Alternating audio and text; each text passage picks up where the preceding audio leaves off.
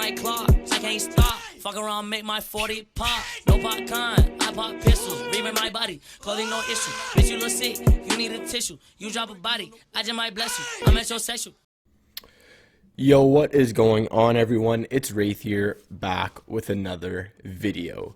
Now, in today's video, I'm doing one you guys asked for a while, and I think this is honestly probably one of the best videos I've ever made because, honestly, I just think it's very, very useful with today's meta of box fighting and learning how to box fight properly and doing the right edits, doing the right plays, and doing the right kind of tricks to help you win the box fights as best as possible. All the best players right now in the world, Benji Fishy, Epic Whale, Booga, whoever it is, they have absolutely unbelievable box fighting techniques and they do it so consistently, which is why they almost never lose in a box fight. So hopefully you guys enjoy this video. If you guys want to see any specific videos or anything that I haven't made before or anything you want me to kind of go over again, let me know down in the comments below. I try my best to reply to every comment, but I am looking for some video ideas. So if you guys want anything specific, let me know down in the comments. Or if it's a very specific video that honestly I wouldn't be able to make if it's that specific, you can just join my stream at WraithAM and on Twitch and basically just ask me that question and I can give you a one-on-one answer. But yeah, that's basically it for today's intro. Make sure you slap a like button, comment what you want to see for a future video. Like I already said, hit that subscribe button, use creator code WraithFN in the item shop, and let's get right into today's video.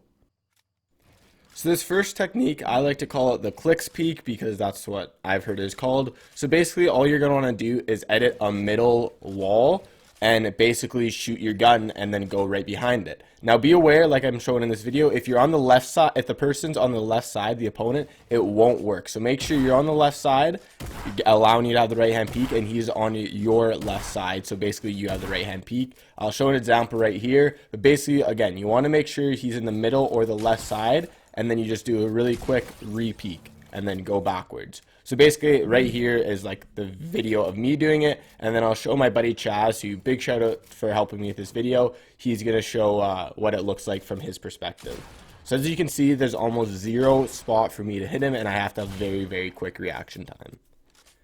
Now this is kind of the same thing, and I kind of like to call this the mongrel peek, but again, it's whatever. And it's the same thing, but you want to edit the top three instead of just the wall. And basically when you jump and you have that right hand peek, again, they have to be on the left side of the wall. Basically it just allows you to get good damage without them being able to react.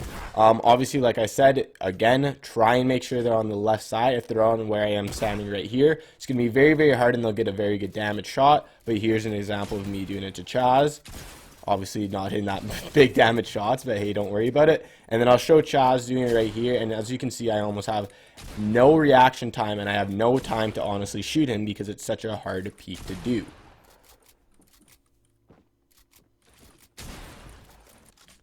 Now this next one is kind of a bait that I like to say, and again I call it the mongrel bait. You can do this one of two ways. You can throw the ramp down to kind of make your opponent think you're going at the left side, and then you edit and shoot him during the front wall, or you can just edit the right side and edit the left side. You don't even have to throw the ramp, and it'll just throw off your opponent. I'll show the two examples right here of me doing the one with the ramp and then the one where basically you just bait him and then shoot him. Mongrel does this one all the time, and it's super, super overpowered.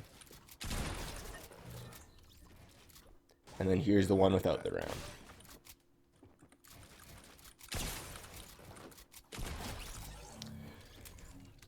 Now this next one is I like to call the fake edit, and I'm sure a lot of you guys already know it. It's basically where you edit and then quickly reset it before they have any time to react. And they're most likely going to shoot the wall, and then basically you can get a really heavy damage pump, tack, combat, whatever you want to call it. But basically, again, I'll show an example of me doing it to him and then him doing it to me. But yeah, you can just get some good damage on. And the only thing I'd say be aware of is make sure that you get the wall backwards. You don't want him to have the wall. So as you can see, it's pretty OP. And also, if you obviously you don't want to do it more than once because people will catch on to it. But just be aware you can do it in a fight and get some good heavy damage from it. Now let's move on to the one where basically if you have a trap, you can do this. And you guys know how much I love my trap boxes. Honestly, like most of my Instagram clips and all that are trap boxes. But basically, this is my favorite one. Again, this is a Mongo trap box. I've been practicing it quite a bit in creative, where basically all you're going to do is if he's standing there, you want to go in, place a trap, and then flip the ramp around, and then you can edit the ramp if he still has health or whatever the case is. But basically, you can just practice doing that, put it up top, and then flipping the ramp, which means he can't leave, and basically it's almost an insta-kill or at least a 150 damage. Again, here it is on a video of Chaz. And then this one's kind of a new one that honestly in the past month I've started to see more, where let's say they have the ceiling or whatever the case is, you basically put it on the wall, flip the ramp, and then reclose it, and they don't have time to run to the other side. I've been doing this one a couple times in game, and it's actually pretty overpowered, not gonna lie.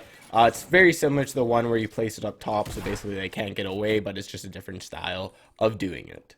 So that's it for the defensive tips. Now let's move on to the offensive tips, as in if you were pushing someone in a box. So the first thing you want to make sure you're doing is not break it in right through the front.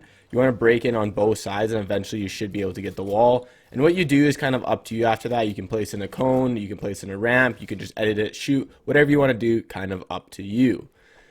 Basically, this next one is very, very important. You want to make sure you're not just swinging your pickaxe because basically you'll get clapped. You want to make sure that you're switching from your pickaxe straight to your gun after the first one. As you can see right there, you'll be more likely to be able to hit a shot. Now this next one is just make sure that if you're a low ping player or something, you learn how to do the mongrel or dubs, basically retake, where you take a wall, place a ramp, cut it in half, and take a good damage shot. Very, very overpowered. And then for the last one, basically, if you're breaking through the top, if you get the cone or he edits, just hold down your ramp and basically turbo build it, and then he doesn't really know what to do, and basically you can just play with him and kill him pretty easily. So that's basically it for today's video. I just wanted to make this video because basically what I said was that it's very, like, this meta right now of today's Fortnite game, in tournaments and arena especially, you almost never see big build fights anymore, which is kind of frustrating because obviously I know tons of you guys as well as myself have put tons and tons and tons of hours in to actually improving your building and creative, doing 1v1 build fights, which obviously still help your overall mechanics and make sure you can build just in case it come down to it. But honestly, like I said, in today's meta, most of it revolves just around box fighting, and like I said at the start of the video, every single pro player knows how to box fight and is absolutely unbelievable in box fights. Now, obviously, if you're a low ping player, box fighting should be way easier to you, and you should be able to take walls way easier, or whatever the case is, do the Mongol trick way easier, whatever the case is, but you can still be a good box fighter on 30 plus ping. Now, obviously, if you're at 150 or something, you just got to give up on taking walls because basically you're most likely never going to be able to take one. So you basically got to be a little bit more intelligent. You got to wait for them to edit. You got to, whatever the case is, right? You got to be a little bit more smart with your box fights because you're never going to be able to take a wall, which is kind of unfortunate for you, but that's kind of what you have to deal with at 150 ping or whatever ping you're at. But yeah, like I said, it's very, very important to practice box fights. You can go to this creator code or the code of the map on the top of the screen. It's from I'm Speedy Gonzalez. It's just a really good way to practice box fights, or you can even do it in your own creative map or whatever the case is.